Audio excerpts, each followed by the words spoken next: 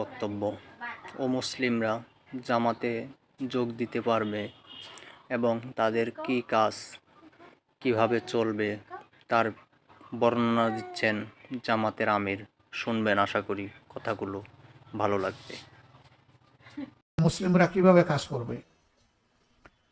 আমাদের এই সংগঠনে তারা নামাজ, রোজা, হজ, যাকাত করবে না, কিন্তু তারা একজন সৎ মানুষ হিসাবে এবং সমাজের একজন সুনাগরিক হিসাবে সকল ক্ষেত্রে তারা তাদের দায়িত্ব পালন করবেন। আমরা তো সেই শিক্ষাই দিয়ে থাকি। নামাজ তো হচ্ছে সমাজ পরিচালনার শিক্ষা। এখানে কি শিক্ষা পাই? প্রথমেই দেখেন, একজন ইমাম, বাকি সব মুক্তাদি, অর্থাৎ নেতা মানতে হবে। সবাই নেতা হলে চলবে না। এরপরে আমরা কি শিক্ষা পাই? যখন ইমাম দাঁড়িয়ে যান তখন সবাই তিনি যে কাজগুলা করেন সেই অনুযায়ী তাকে সবাই অনুসরণ করে, কেউ তাকে এক্সিট করে যায় না। অর্থাৎ নেতাকে কেউ পিছে ফেলে সামনে যাওয়ার চেষ্টা করবে না। এরপরে কি শিক্ষা পাই? এই যে ইমাম যিনি, তিনিও মানুষ, তিনি ভুল করতে পারেন। তিনি যদি কোনো আরকানে ভুল করে ফেলেন তাহলে আমরা তাকে লুকমা দেই, এই বলে ইমাম সাহেব এগুলা কি শুরু করছেন আপনি, তাই না? এরকম লুকমা দেই তো নাকি? কি বলি আমরা দাঁড়াইতে হইলে বলি আল্লাহু আকবার, বসতে হইলে বলি সুবহান আল্লাহ, তাই না?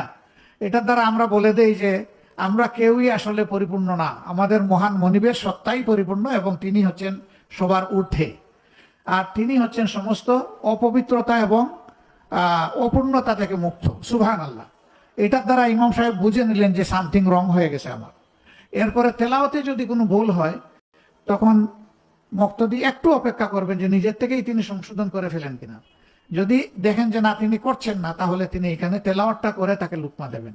কিন্তু কখনো বলবেন যে না, ইমাম সাহেব বেতন কি কম দেয় যে উল্টা পাল্টা নামাজ পড়াচ্ছেন? এইরকম করে কেউ নামাজের লুকমা দেয়? তার মানে হচ্ছে লুকমাটাও হতে হবে আল্লাহর পছন্দের তরিকায়। অতএব যারা আমাদের সংগঠনে অন্তর্ভুক্ত হবেন, আমরা তাদেরকে চেষ্টা করব বাংলাদেশের দায়িত্বশীল, দেশপ্রেমিক, সুনাগরিক হিসাবে গড়ে তোলার জন্য। এই রাস্তা সকল ধর্মের মানুষের জন্য খোলা। এ প্রভিশন আমাদের আছে। বিভিন্ন ধর্মের ভাই বোনেরা আমাদের সহযোগী